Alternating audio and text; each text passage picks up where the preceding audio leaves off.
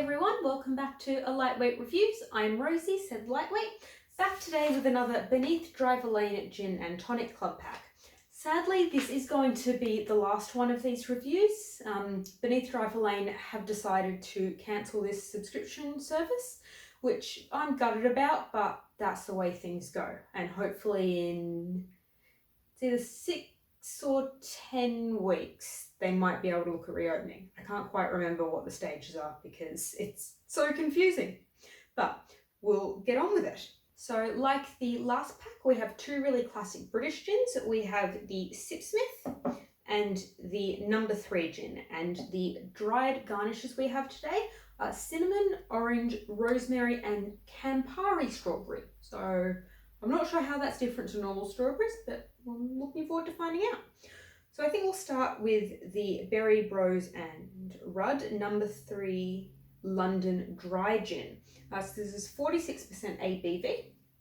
Botanicals are juniper, orange peel, grapefruit peel, coriander seed, angelica root and cardamom. They say No. 3 refers to the range of botanicals employed, which include 3 fruits and 3 spices. The key on the bottle represents the key used for the St James Street store located opposite Buckingham Palace. So a pretty amazing location.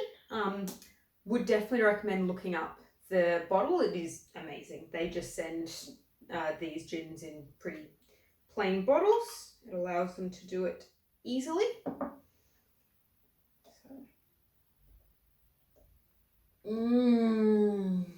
That smells really nice. It's just like a really good gin. You get that juniper, you get that citrus, definitely getting some of that cardamom. Yeah, it smells really nice.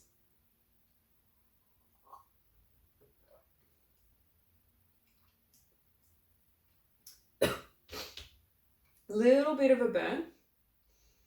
It's just a good London dry gin.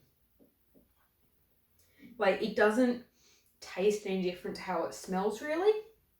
It's reasonably smooth. It has a slightly thicker mouthfeel than some others.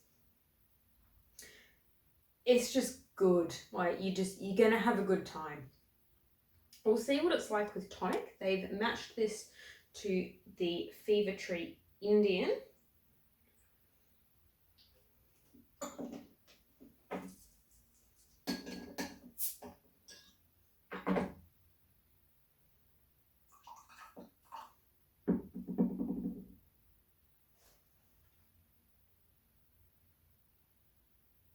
Okay, that's that smells a lot more alcohol, which is odd, but we'll see what it tastes like.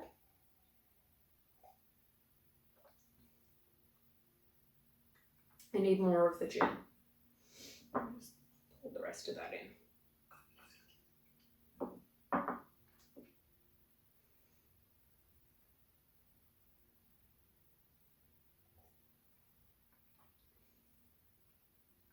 Yeah, that's really nice. Again, it's your juniper, your citrus, your spice. Just all really well balanced.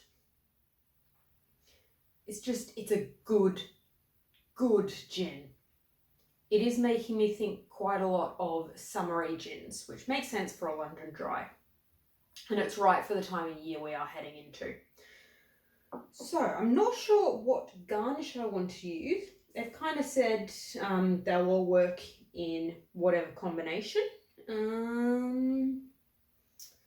might just top it all up again and try the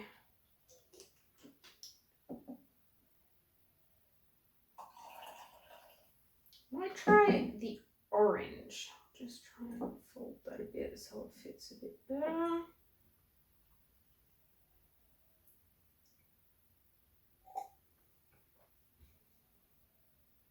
Yeah, that's obviously really brought out that citrus note. The juniper and sort of spice takes a back seat. And it's become quite sweet as well. So good. Really like that. All right, then we move on to the Sipsmith. So I have heard so much about Sipsmith, never actually tried any. I know they've got quite a large range, but there's only a few available in Australia. There is an orange and cocoa one that I am desperate to get my hands on, but the cost of shipping it here is outrageous. So it's on a list for whenever I can get back to England. No idea when that's going to be. This is 41.6 ABV. The botanicals are juniper berries, Seville orange peel, Spanish lemon peel, cassia bark, cinnamon bark, coriander seed, almond, angelica root, licorice root, and orris root. Almond is a little different. I don't think I've come across a gin with almond in it before. And they say the first London-based copperpot gin distillery in 189 years.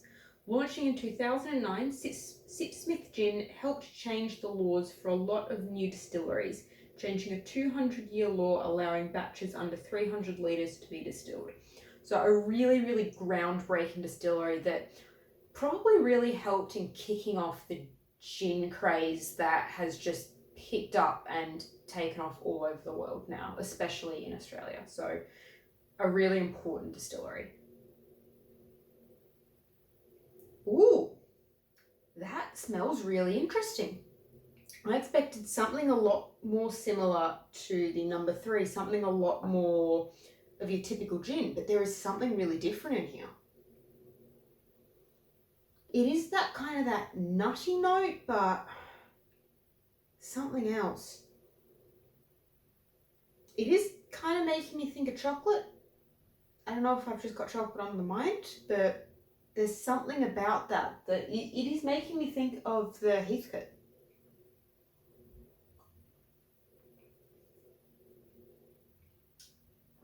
Damn, that's nice. Little bit of a burn as it goes down, but so good, smooth. Yeah, I'm not getting heavy citrus or juniper. I am getting more, I think it's like that cinnamon, almond, angelica, licorice, orris. This is gonna sound weird, but it smells and tastes powdery. Like if you think of maybe if you have a hot chocolate and it's not quite dissolved quite right and there's sort of some cocoa powder at the bottom, that's what's coming into my head with this.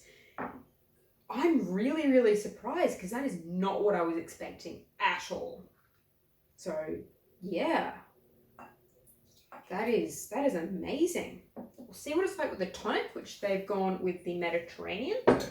Always very happy to pair something with this.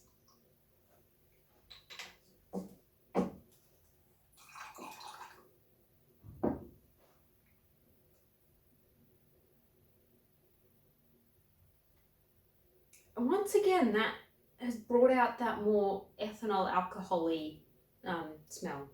I wonder if maybe these glasses don't work as well. I think I prefer it when I use my bigger glasses, so I think I'll start doing that more in future.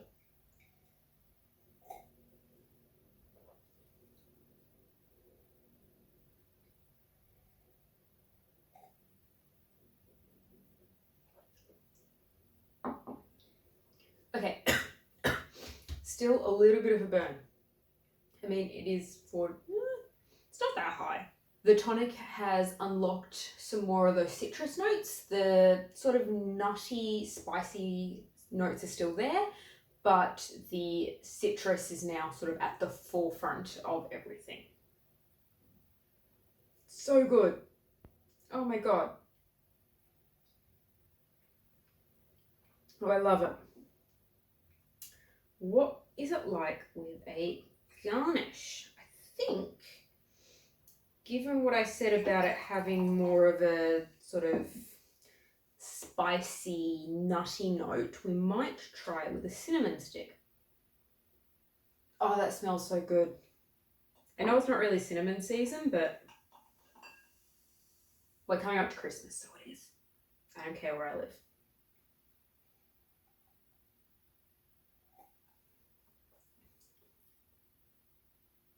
I want a little bit more of the gin in there.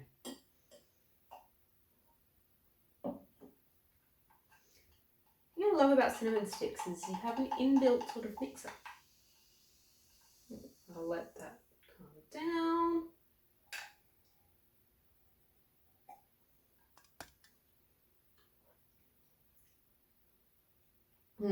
Yeah, that's really good. That again, in the way that the tonic brought out those citrus notes, having the cinnamon stick in there has toned those down a little bit. So it now is more back towards that nutty, spicy side. So I think you can really, really play around with this and decide what garnishes you want to use and what tonic. I think it would be a good base gin. Even though it is a little bit different, it will react really well to the different things you can put into it to try and see what you get. So yeah, overall, 2 amazing gins that I really should have tried a long time ago, but like I always say, there's so many incredible Australian gins, and that is what I focus on, that sometimes I just can't get around to all of the internationals. But I will one day. I'll have the details for both of these gins in the description box. Sadly, like I said, no more gin and tonic club packs, so you're not able to do it anymore, but hopefully you've heard of some good gins that you might want to check out via this series. I know I've definitely enjoyed it. I'd say most of the gins I've really loved. There's been a few that weren't quite to my taste, and a couple that I think are just bad, but overall, I'm really, really happy that I did subscribe to this. It's been really, really fun. I've enjoyed it a lot. If you've had either of these gins and you have thoughts on them, I'd love to hear those. If there's anything else you think I should check out, whether it be another British gin or anything from anywhere in the world, please let me know. If you enjoyed this, I'd love it if you could give it a like and subscribe for more gin reviews. That has been me reviewing these. I hope you liked it. Bye.